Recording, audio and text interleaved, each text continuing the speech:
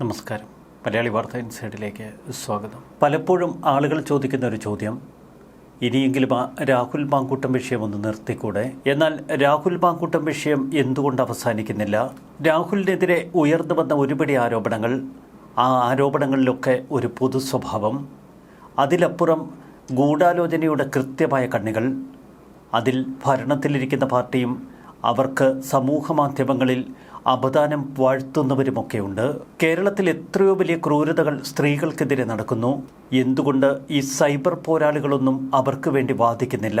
എന്നാൽ രാഹുൽ മാങ്കൂട്ടത്തിനെതിരെ ആരോപണമുന്നയിച്ച പരാതിക്കാരെയൊക്കെ ഒരു അസോസിയേഷനിൽ എന്നതുപോലെ കോർത്തിണക്കാൻ ചില കണ്ണികൾ, അവർ കാര്യങ്ങൾ ആലോചിച്ചുറപ്പിച്ച് നീങ്ങുന്നു. രാഹുൽ മാങ്കൂട്ടത്തിനെതിരെ ആരോപണമുന്നയിക്കുന്ന സ്ത്രീകളെ ഒന്ന് പരിശോധിക്കുമ്പോഴും നമുക്ക് ചില സംശയങ്ങൾ തോന്നാം. എല്ലാറ്റിനുമൊടുവിൽ കോൺഗ്രസ് നേതാവ് എം.എ. ഷഹനാസാണ് രാഹുലിനെതിരെ കട്ടയ്ക്ക് കളത്തിലിറങ്ങിയത്. രാഹുൽ ഒരു കോഴിയാണെന്ന് തനിക്ക് പണ്ടേ അറിയാം. കോൺഗ്രസിനകത്തൊരു കമ്മിറ്റി വെച്ചാൽ ഇക്കാര്യം വ്യക്തമാകും. ഓരോ സ്ത്രീകളെയും എങ്ങനെ മാനിപ്പുലേറ്റ് ചെയ്യണമെന്ന് ഇയാൾക്കറിയാം. രാഹുലിനെ ആദ്യമേ മനസ്സിലാക്കിയതുകൊണ്ടാണ് അയാൾ നിർത്തേണ്ടിടത്ത് നിർത്തിയതെന്നും ഷഹനാസ് പറഞ്ഞു. ഒരു കുടുംബത്തിൽ പ്രശ്നമുണ്ടാകുമ്പോൾ അതിനിടയിൽ കയറി അത് തീർക്കാനെന്ന വ്യാജേന അവിടെ പോയി അവരുടെ ഭാര്യമാരെ ലൈംഗികമായി ചൂഷണം ചെയ്യുന്നു. അവരെ വിവാഹം ചെയ്യണമെങ്കിൽ, വീട്ടുകാരെ ബോധിപ്പിക്കണമെങ്കിൽ ഈ സ്ത്രീ ഗർഭിണിയാകേണ്ടതുണ്ട് എന്ന് അവരോട് പറയുകയും പിന്നീട് ഗർഭഛിദ്രം ചെയ്യുകയും ചെയ്യുന്നു. ഇതിനൊക്കെ അവനൊരു ഫാർമസി കൂടിയുണ്ട് എന്നാണ് ഷഹനാസ് പരിഹസിച്ചത്. എന്തു പറഞ്ഞ സ്ത്രീകളെ ട്രോമയിലാക്കണമെന്ന് രാഹുലിനറിയാം എന്നാണ് ഷഹനാസ് മാധ്യമങ്ങളോട് പ്രതികരിച്ചത്. ഇതിന് പിന്നാലെ ഇപ്പോൾ രാഹുൽ മാങ്കൂട്ടത്തിൽ എം.എ. ഷഹനാസിനെതിരെ ഒരു കേസ് കൊടുത്തിരിക്കുന്നു. മാനനഷ്ടത്തിനാണ് കേസ് കൊടുത്തിരിക്കുന്നത്. ലൈംഗിക വൈകൃതമുള്ള വ്യക്തിയാണ് രാഹുൽ, നിങ്ങൾ കൊണ്ടുപോയി ഡോക്ടറെ കാണിക്ക്. അതിശക്തമായ വിമർശനവും പരിഹാസവുമായിരുന്നു ഷഹനാസ് രാഹുലിന് നേർക്ക് കാട്ടിയത്. ഷഹനാസിൻ്റെ ഈ പരിഹാസത്തിന് തൊട്ടുപിന്നാലെ രാഹുൽ കൊടുത്ത കേസിന് പിന്നാലെ ഇപ്പോൾ പ്രതികരണങ്ങൾ സ്വിച്ചിട്ടതുപോലെ സോഷ്യൽ മീഡിയയിൽ നിലച്ചിരിക്കുന്നു. രാഹുൽ മാങ്കൂട്ടം കേസിൽ തൻ്റെ നിലപാട് വ്യക്തമായി അവതരിപ്പിച്ചുകൊണ്ട് ആദ്യ രംഗത്തെത്തിയ ഒരു അഭിഭാഷകയുണ്ട്, അഡ്വക്കേറ്റ് ദീപ ജോസഫ്. സുപ്രീം കോടതിയിലെ അഭിഭാഷകയാണ് ദീപ ജോസഫ്. അന്ന് ഒന്നാം പരാതിക്കാരിയെ ചോദ്യമുനയിൽ നിർത്തിയ ദീപ ജോസഫിൻ്റെ ഒരു കുറിപ്പുണ്ട്. ഒന്നാം പരാതിക്കാരി വിവാഹിതയാണെന്നും വിവാഹ ജീവിതത്തിൽ ഉൾപ്പെട്ടിരിക്കുന്ന ഒരു സ്ത്രീക്ക് എങ്ങനെ വിവാഹ വാഗ്ദാനം നൽകി പീഡിപ്പിക്കാൻ കഴിയുമെന്നും അന്ന് ദീപ ജോസഫ് പച്ചയ്ക്ക് ചോദിച്ചിരുന്നു. ഇതോടെ കേസ് പൊളിയുമെന്ന ഘട്ടത്തിലെത്തി. തുടർന്നാണ് ദീപയ്ക്കും രാഹുൽ ഈശ്വറിനും സന്ദീപ് വാര്യർക്കുമൊക്കെ എതിരെ കേരള പോലീസ് കേസെടുത്തത്. ദീപ ജോസഫ് ഇപ്പോൾ ഫേസ്ബുക്കിൽ എന്തെങ്കിലുമൊക്കെ കുറിപ്പിടുമ്പോൾ അവരെ കൂട്ടം ചേർന്ന് വേട്ടയാടുന്ന ഒരു കൂട്ടം സോഷ്യൽ ഉപദ്രവകാരികളുണ്ട്. ഇക്കഴിഞ്ഞ ദിവസം ദീപ ജോസഫ് തൻ്റെ ഫേസ്ബുക്കിൽ കുറിച്ചു, ഞാൻ അണിഞ്ഞിരിക്കുന്ന കറുത്ത കുപ്പായം നീതിയുടേതാണ്, സത്യത്തിൻ്റേതാണ്, നിർഭയത്തിൻ്റേതാണ്. അതുകൊണ്ട് തന്നെ സന്തോഷത്തോടെ മുന്നോട്ട് പോകുന്നു. പിന്നിൽ നിന്ന് കുത്തുന്നവരോടും എൻ്റെ ജീവന് വേണ്ടി ദാഹിക്കുന്നവരോടും പറയട്ടെ, കാത്തിരിക്കുക, സത്യം ചെരുപ്പിട്ട് വരട്ടെ. എല്ലാവരുടെയും ജനനത്തിനും ജീവിതത്തിനും ചില ഉദ്ദേശങ്ങളുണ്ട്. എൻ്റെ ലക്ഷ്യം ഞാൻ തിരിച്ചറിഞ്ഞു, അതുകൊണ്ട് തന്നെ മുന്നോട്ട്. ദീപ ജോസഫ് കട്ടയ്ക്ക് പൊരുതാൻ തന്നെയാണ് ഇപ്പോൾ തീരുമാനമെടുത്തിരിക്കുന്നത്. സാമൂഹിക മാധ്യമങ്ങളിലൂടെ അതിജീവിതയെ അപമാനിച്ചു എന്നായിരുന്നു ദീപ ജോസഫിനെതിരെ പോലീസ് രജിസ്റ്റർ ചെയ്ത കേസ്. ഇതിനെതിരെ സുപ്രീം കോടതിയെ സമീപിച്ചതോടെ അതിജീവിതയും കേരള പോലീസുമൊക്കെ വെട്ടിലായി. തുടർന്ന് സമൂഹ മാധ്യമങ്ങളിലൂടെ ദീപയെ അപകീർത്തിപ്പെടുത്താനുള്ള ശ്രമങ്ങൾ.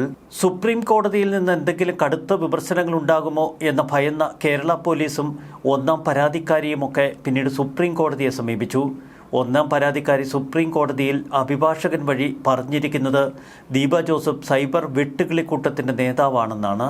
തന്നെയും മറ്റിരകളെയും ദീപയും സംഘവും നിരന്തരം വേട്ടയാടുന്നു. സുപ്രീം കോടതിയെ തെറ്റിദ്ധരിപ്പിക്കാൻ FB പോസ്റ്റുകളുടെ വിവർത്തനം പോലും ദീപ ജോസഫ് വളച്ചൊടിച്ചുവെന്നാണ് അതിജീവിത പറയുന്നത്.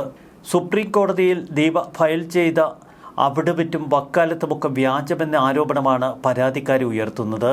ദീപ ജോസഫ് സൂചിപ്പിക്കുന്നതും ഇതുതന്നെ. സുപ്രീം കോടതി വഴി ഒരു ഉശിരൻ പോരാട്ടം. മറുവശത്തിത പല കാര്യങ്ങളും വെട്ടിത്തുറന്നു പറയുന്ന അഞ്ജു പാർവതി പ്രവീഷ് പച്ചയ്ക്കൊരു കുറിപ്പിട്ടിരിക്കുന്നു. ഈ കുറിപ്പിൽ എല്ലാമുണ്ട്. എന്തുകൊണ്ടിങ്ങനെ യുവതികൾ കൂട്ടത്തോടെ എത്തി രാഹുലിനെ ആക്രമിക്കാൻ ശ്രമിക്കുന്നു?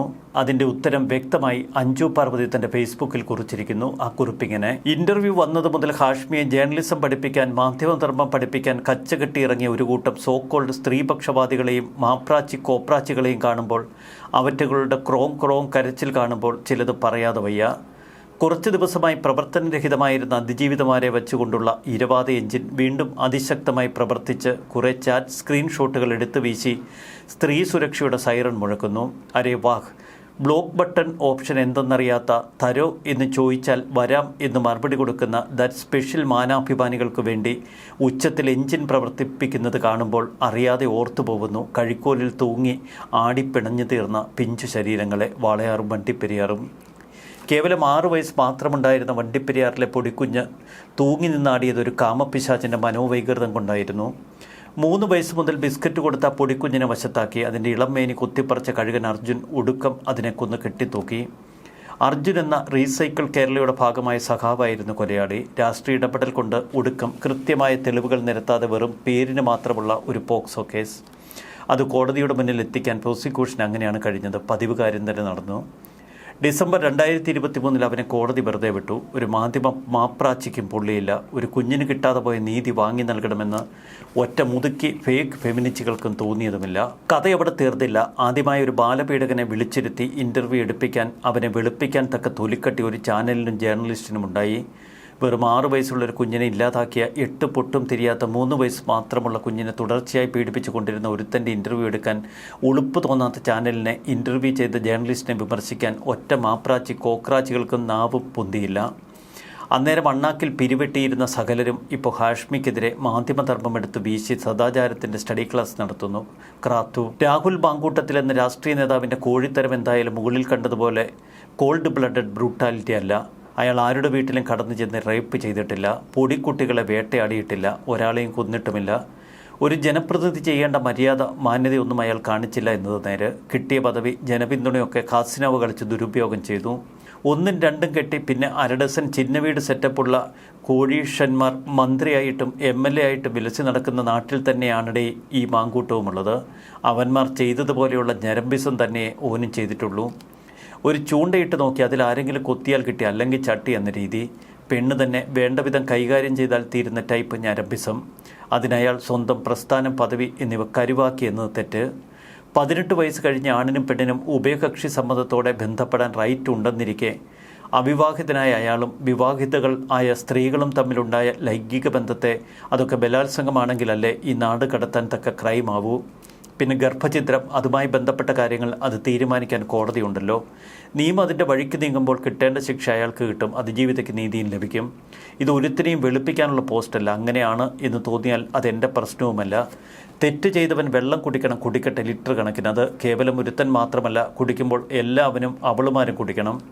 കലോത്സവം റിപ്പോർട്ട് ചെയ്യാൻ പോയിട്ട് കൊച്ചുപിള്ളേരെ നോക്കി വെള്ളം ഇറക്കിയവനും ആ കൊതി കണ്ട് സ്റ്റുഡിയോ ഫ്ലോറിൽ നിന്ന് ആവേശം പകർന്നവനുമൊക്കെ തെമ്മാടികൾ തന്നെ.